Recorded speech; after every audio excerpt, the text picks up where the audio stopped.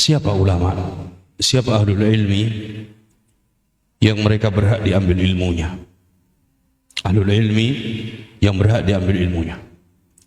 Apakah karena popularitasnya atau karena banyaknya gelar yang diraih dari gelar akademis atau banyaknya pengikut? Ada sifat-sifat ahli ilmu yang mereka berhak diambil ilmunya. Karena tidak semua orang yang memiliki ilmu mereka berhak diambil ilmunya. Mereka punya ilmu, mereka punya hafalan, mereka punya Al-Quran, tapi ternyata mereka menyimpang dari ilmu yang mereka bawa.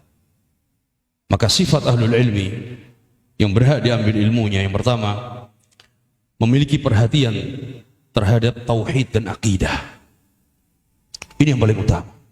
Karena kita tahu bahwa sumbernya ilmu adalah dari Nabi. Dan kita tahu bagaimana sirah Nabi, perjuangan dakwah Nabi, dakwahkan tauhid dan akidah, dan ini menjadi prioritas utama dakwahnya.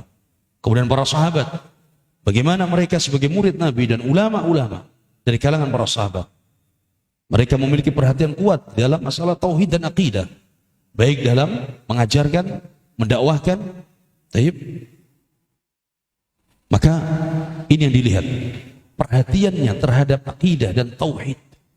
Bukan berarti semuanya harus di bidang akidah, tidak. Seorang memiliki bidang fikih, di bidang lughah, di bidang Al-Quran, tapi perhatian kepada akidah itu menjadi ciri khas. Ketika dia belajar dan mengajarkan materi di luar akidah pun, dia tidak lepas dari apa? Akidah dan tauhidnya. Kemudian yang kedua, ahlul ilmi yang dakwahnya mengajak kembali kepada Al-Quran dan Sunnah. Karena ilmu yang diambil adalah ilmu yang sumbernya Al-Quran dan Sunnah. Kalau dia ahlul ilmi, tapi kemudian dakwahnya mengajak kepada dirinya untuk mengultuskan dirinya, harus fanatik kepada dirinya, maka tidak berhak diambil ilmunya. Ahlul ilmi yang mendakwahkan, dakwah untuk kembali kepada Al-Quran dan Sunnah.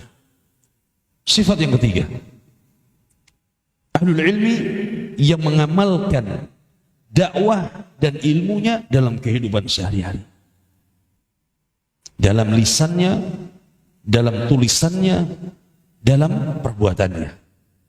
Tidak menyelisih apa yang dia ajarkan, tidak menyelisih apa yang dia dakwahkan. Kemudian yang keempat, sifat ahlul ilmi yang berhak diambil ilmunya, teguh dan istiqamah di dalam menghadapi fitnah.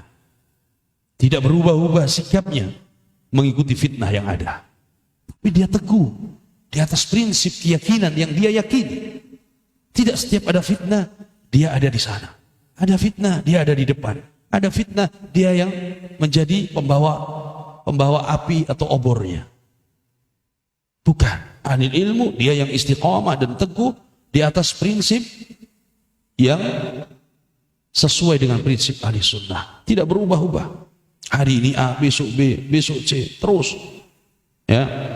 Kemudian yang kelima, ahli ilmi sifatnya yang berhak dalam ilmu, manhajnya jelas, terang, tidak abu-abu.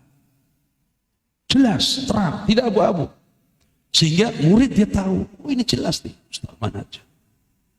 Tidak abu-abu, tidak ada yang ditutupi. Apa yang dia ajarkan di majlis, itu yang dia yakini. Apa yang dia sampaikan di majlis, itu yang disampaikan di tempat yang lain. Bahwa dia jelas manhajnya. Kemudian sifat selanjutnya, ahlul ilmi yang berhak diambil ilmunya, tidak menonjolkan bahwa dirinya yang paling istimewa. Maknanya ahlul ilmi yang tawadhu, tidak menyombongkan ilmunya, tidak menyombongkan gelarnya. Karena dia siap untuk dikritik, dia siap untuk diberi masukan. Bukan karena muridnya, bukan karena orang yang lebih muda, bukan karena orang yang mungkin baru belajar, kemudian memberikan nasihat, diremehkan, bukan ditolak, tapi diremehkan mentah-mentah. Ini tidak pantas. Lihat bagaimana para ulama, mereka dikritik oleh muridnya, disampaikan dengan nasihat-nasihatnya, diberikan masukan-masukan, diterima kalau itu benar. Tapi kalau sudah tidak mau menerima, bahkan meremehkan orang yang memberikan masukan, ini tidak layak dijadikan contoh. Kemudian yang ketujuh, ahlul ilmi yang berhak diambil ilmunya, dia mencintai kebaikan untuk dirinya dan dia mencintai kebaikan untuk saudaranya. Karena tujuan ilmunya adalah memberikan hidayah kebaikan kepada siapa? Kepada orang lain. Nah, ketika dia mencintai kebaikan tersebut, dia tidak pelit ilmunya. Disampaikan kepada orang, disampaikan kepada muridnya. Sehingga apa? Tidak pasang tarif. Apa tarif? Ya? Tarif apa tarif? Tidak pasang tarif. Ya. Tidak pasang tarif. Apa ada ahli ilmu yang pasang tarif? Ada orang punya ilmu, tapi dia pasang tarif. Dia pasang tarif. Nah, bukan rahasia lagi. Itu ada. Yang seperti itu tidak layak diambil.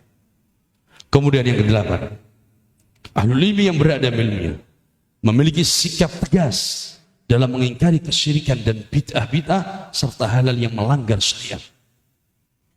Karena dia punya ilmunya. Ya, dia punya ilmunya. Maka dia punya sikap tegas untuk menyampaikan dan memperingatkan dari bahaya kesyirikan, bid'ah dan halal yang melanggar syariat. Yang kesembilan, sifat ahli ilmu yang berada ilmunya mengajak umat untuk berjamaah dan bersatu, tidak memecah belah kaum muslimin dengan pemimpinnya. Ini poin penting. Yang kesembilan, sifat ahli ilmu yang berhak diambil ilmunya mengajak umat ini untuk berjamaah, bersatu dan tidak memecah belah kaum muslimin dengan pemimpin dan penguasanya. Yang harusnya orang yang punya ilmu tersebut, dia merangkul umat ini untuk dia bersatu dengan pemimpinnya, bukan malah membuat fitnah dan memecah belah antara rakyat dengan pemimpinnya. Paham? Kalau ada orang yang punya ilmu kemudian membuat onar dan memecah belah antara rakyat dengan penguasanya, tinggalkan. Tinggalkan.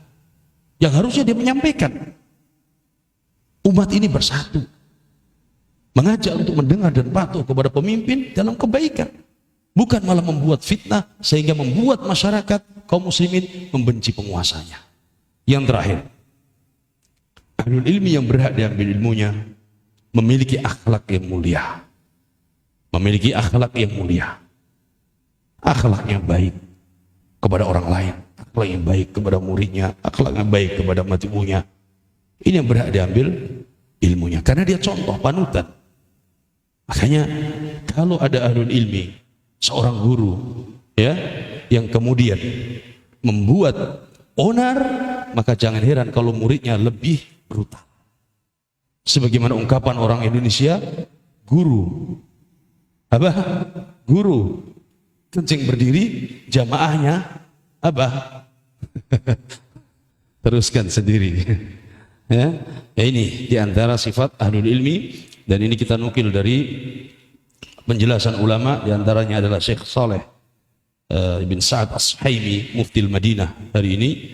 Dan mudah-mudahan Allah menjaga beliau dan para ulama kita semuanya. Wallahu alam. Dan mudah-mudahan Allah memberikan istiqamah, keteguhan kepada kita di atas tauhid dan sunnah, dan menjaga kita dari segala fitnah-fitnah. Hadza wallahu alam wa sallallahu ala nabiyyina Muhammad wa ala alihi wa sahbihi wa sallam. Walhamdulillahi rabbil alamin. Assalamualaikum warahmatullahi wabarakatuh.